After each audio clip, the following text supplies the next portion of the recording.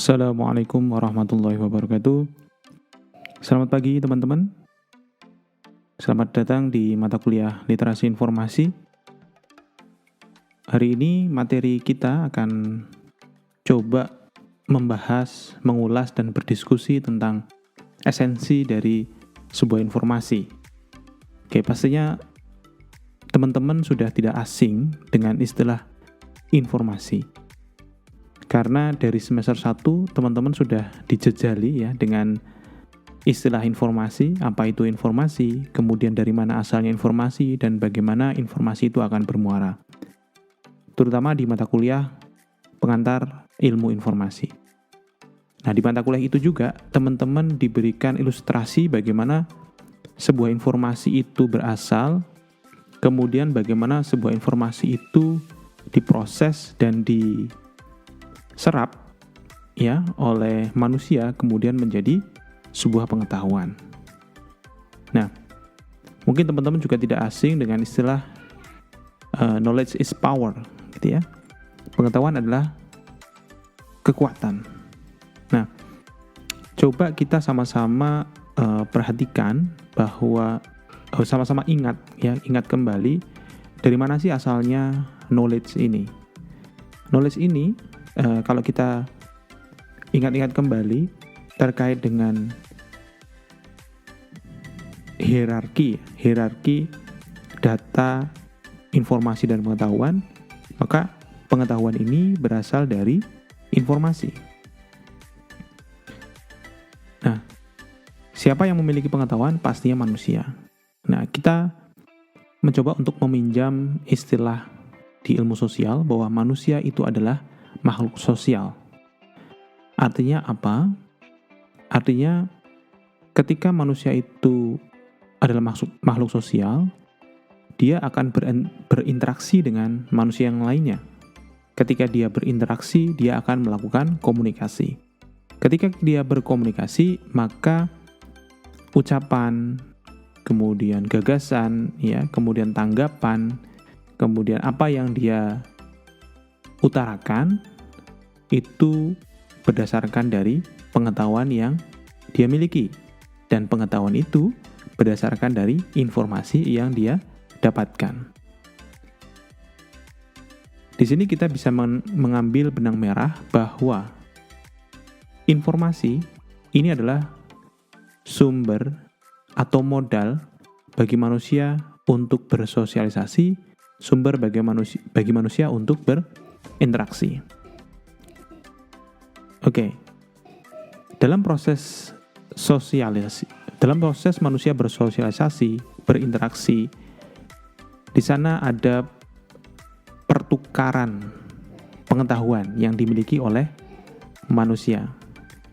Jadi setiap manusia memiliki pengetahuan yang bisa jadi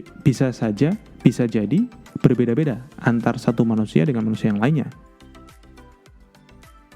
Mereka berkomunikasi, mereka saling tukar pendapat, mereka saling berdiskusi, mereka saling berargumen.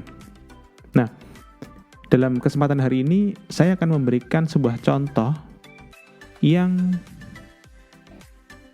mungkin sering kita temui, mungkin sering kita dapati di akhir-akhir tahun 2020 ini. Di mana tahun ini adalah tahun yang cukup spesial ya. Kita mendapatkan ujian berupa pandemi global. Dan pandemi global ini ternyata tidak hanya meninggalkan permasalahan terkait kesehatan saja. Terkait ekonomi pun terdampak, terkait sosial kemasyarakatan. Sebelum saya mencoba untuk berbicara lebih jauh terkait dengan contoh bagaimana sebuah pengetahuan itu digunakan oleh manusia untuk berinteraksi dalam konteks pandemi, saya ingin mencoba untuk kita sama-sama merefleksikan bahwa sekarang informasi yang tadi saya sebut sebagai sumber dari pengetahuan itu kita bisa dapatkan dari manapun. kita bisa dapatkan dari media sosial. Di sini saya sudah membuka beberapa media sosial yang mungkin teman-teman gunakan. Ada YouTube, ya. Tidak sedikit di sini yang tidak menggunakan YouTube, artinya maksud saya semua mungkin teman-teman di sini mengakses YouTube. Kemudian ada Twitter, ya. Kemudian ada Facebook. Kemudian ada Instagram. Pada kesempatan hari ini, kita akan mencoba untuk mengamati sebuah fenomena, gitu ya. Fenomena di mana sebuah informasi itu ternyata menjadi sumber, gitu ya. Sumber dan bekal, gitu ya, bagi manusia, bagi seseorang, bagi individu untuk dia berinteraksi dengan manusia yang lainnya. Saya menemukan sebuah poster, ya, dari Pandemic Talk, ya, di Instagram, yang ya Pandemic Talk ini ya ngomongin tentang pandemi, khususnya ngomongin tentang COVID-19, ya, Corona. Ini poster yang menurut saya cukup menarik, teman-teman. Kita akan coba mulai dari awal, gitu ya. Poster ini bicara tentang logical fallacy, gitu ya, atau kesesatan dalam berpikir dalam konteks pandemi. Kita akan coba lihat bagaimana cara akun ini mendefinisikan terkait dengan apa itu logical fallacy. Nah, mereka mendefinisikan logical fallacy ini sebagai cara atau cara berpikir atau logika seseorang yang ketika memproses informasi, dia tidak melakukannya secara berurutan. Akibatnya adalah ketika dia memproses informasi itu menjadi pengetahuannya, simpulan yang dia dapatkan menjadi tidak jelas.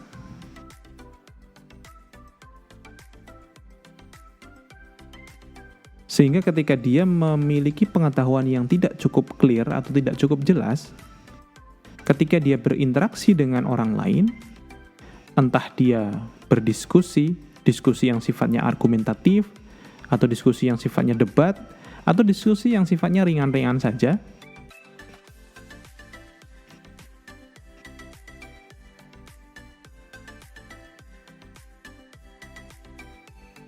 menjadikan atau mempengaruhi gaya dalam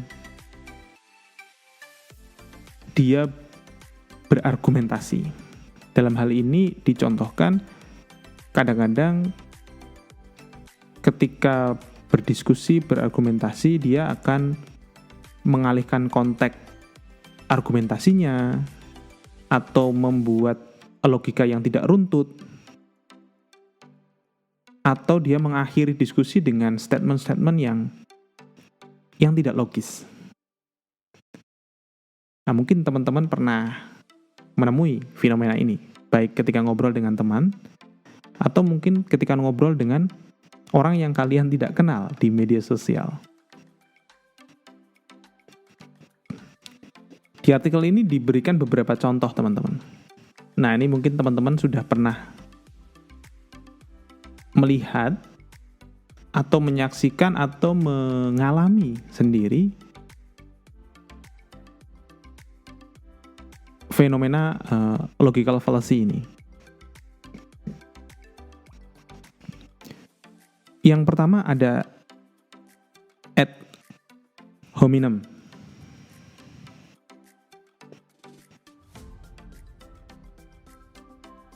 Logical fallacy ini yang mungkin sering teman-teman lihat ketika mengobrol dengan orang yang fanatik, ya. Entah dia fanatik, entah dia memang kehabisan akal, sehingga yang dilakukan ketika dia berdiskusi atau berdebat adalah membuat lawan bicaranya itu atau mengejek gitu ya, mengejek secara pribadi ya, di luar konteks apa yang didiskusikan,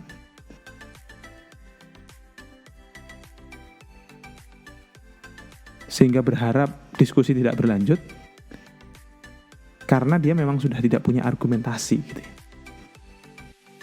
Di sini contohkan misalnya ya,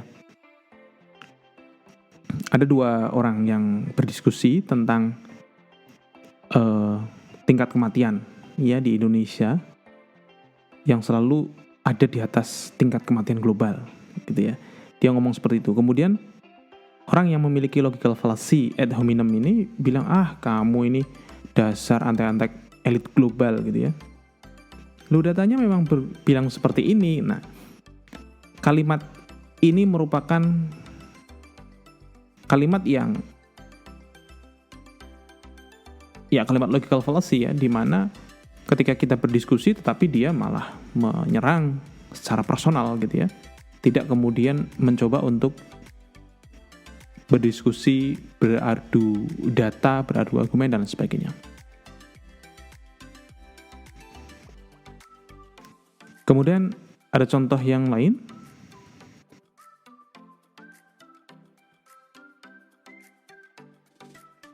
Jenis logical fallacy yang disebut sebagai strawman ya. Nah, ini juga mungkin teman-teman sering temui dan sering alami, mungkin bisa jadi gitu ya. Jadi ketika ada seorang yang sedang berdiskusi atau berdebat gitu ya, namun salah satu pihak dari dua orang yang diskusi ini keliru ya, memahami argumentasi lawan bicaranya gitu ya. Kemudian melalui argumentasi yang diutarakan oleh lawan bicara itu dia gunakan sebagai argumentasi yang sifatnya menyerang, seakan-akan pemahaman itu adalah argumen dari lawan bicaranya gitu ya. Di sini contohkan misalnya ada dua orang yang bicara tentang tingkat kesembuhan ya. Jadi kan rame tuh pernah bahwa yang disorot ya oleh Kemenkes adalah tidak hanya tingkat kematian, tidak hanya tingkat keterjangkitan, tetapi mereka mengunggulkan tingkat kesembuhan yang sekian persen cukup tinggi di nilainya itu. Kemudian dua orang ini berdiskusi. Tingkat kesembuhan itu si A ngomong gitu ya. Tingkat kesembuhan itu bukan indikator utama loh yang menentukan penanganan pandemi gitu. Kemudian si B ini karena dia mungkin tidak penuh memahami apa yang sebenarnya esensi dari argumentasi yang mau disampaikan oleh si A, maka si B langsung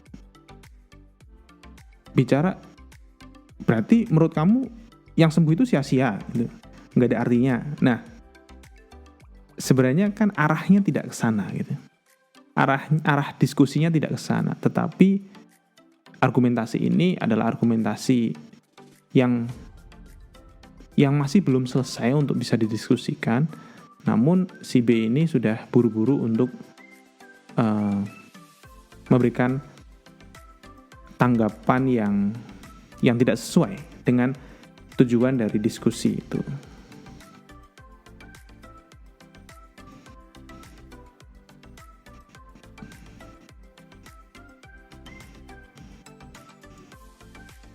Kemudian jenis-jenis logical fallacy yang lainnya adalah hasty generalization. Apa itu hasty generalization.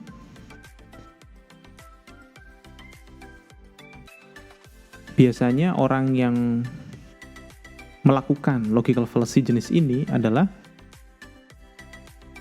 dia akan mengklaim sesuatu ya berdasarkan data yang sifatnya lokal atau khusus, namun dia gunakan sebagai generalisasi yang lebih luas.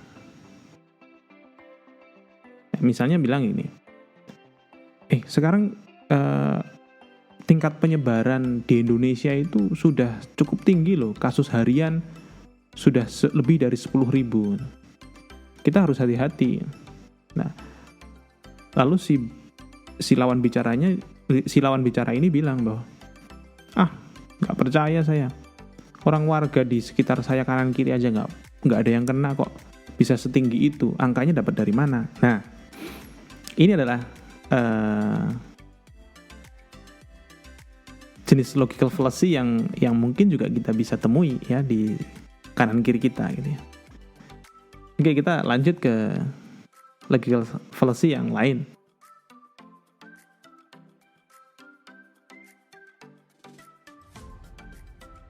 Nah, ini yang cukup menarik, yaitu begging the question dia. Ya, ini biasanya orang yang memiliki jenis logical fallacy yang seperti ini adalah yang tidak cukup informasi ya. Atau ada istilah dia tidak well informed. Ya. Dia nggak punya pengetahuan terkait dengan apa yang sedang didiskusikan. Tetapi mungkin dia ada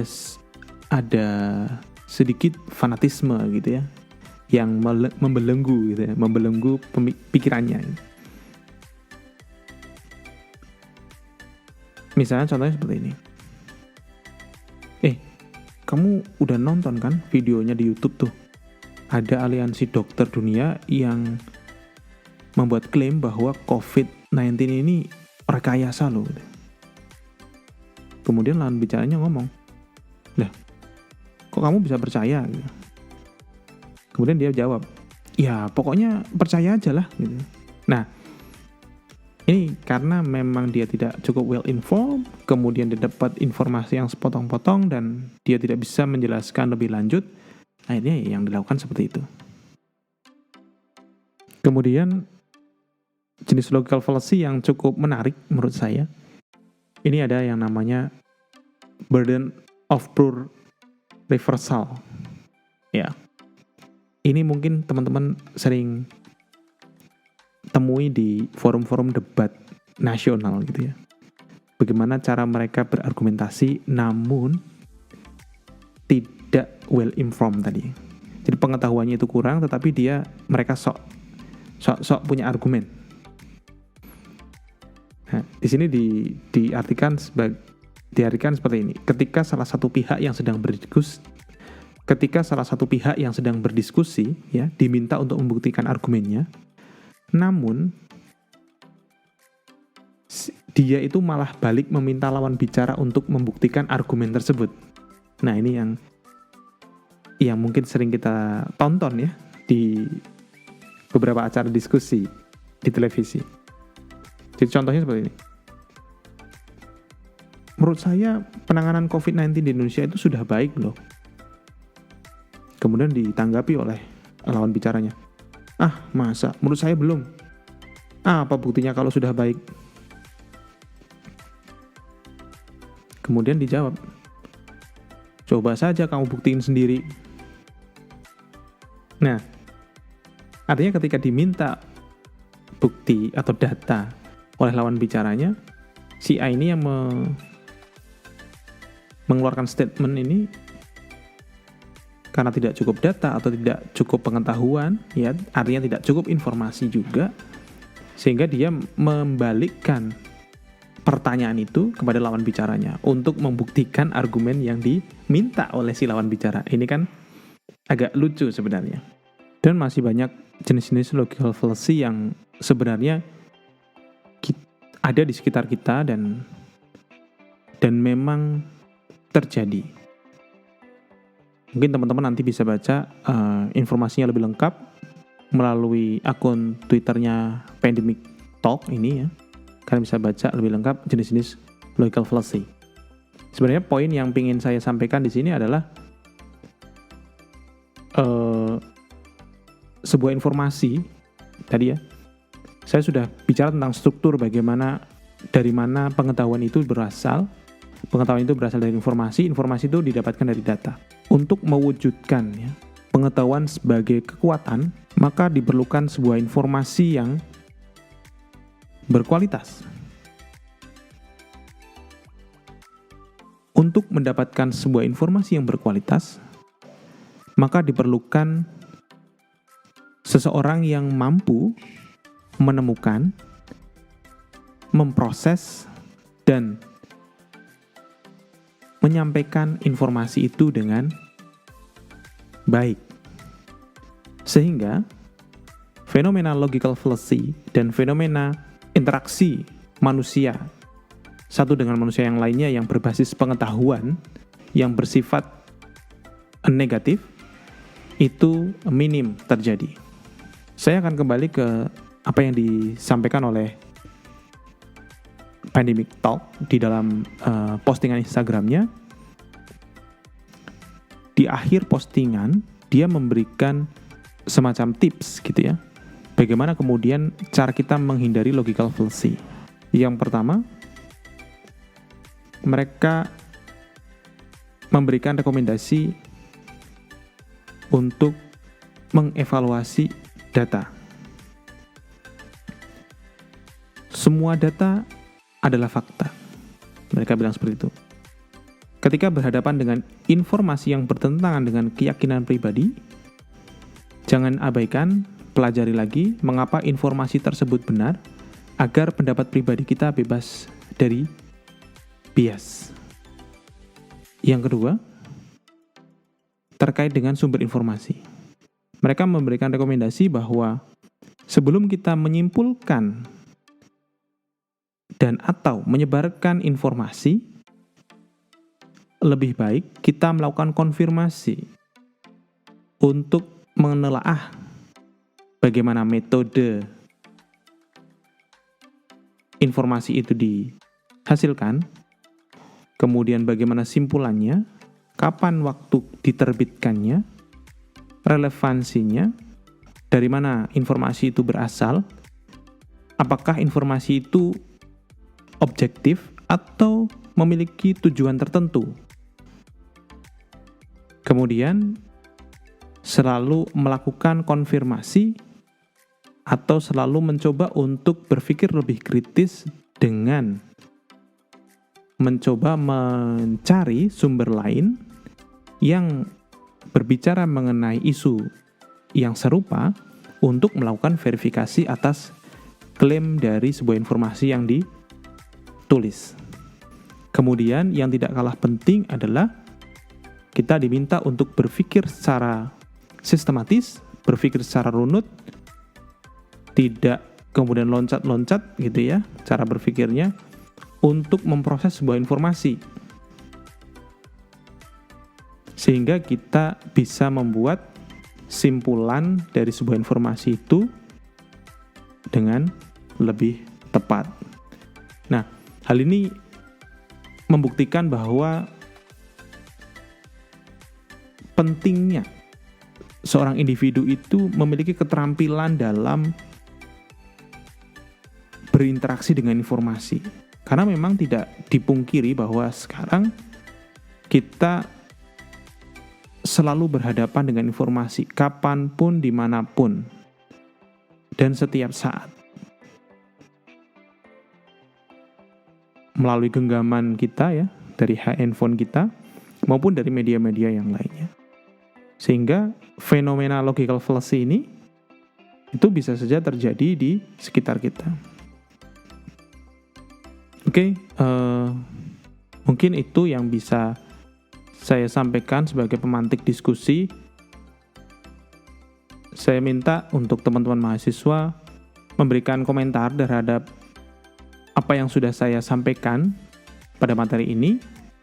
Silakan bisa memberikan pandangan, pendapat, komentar ya,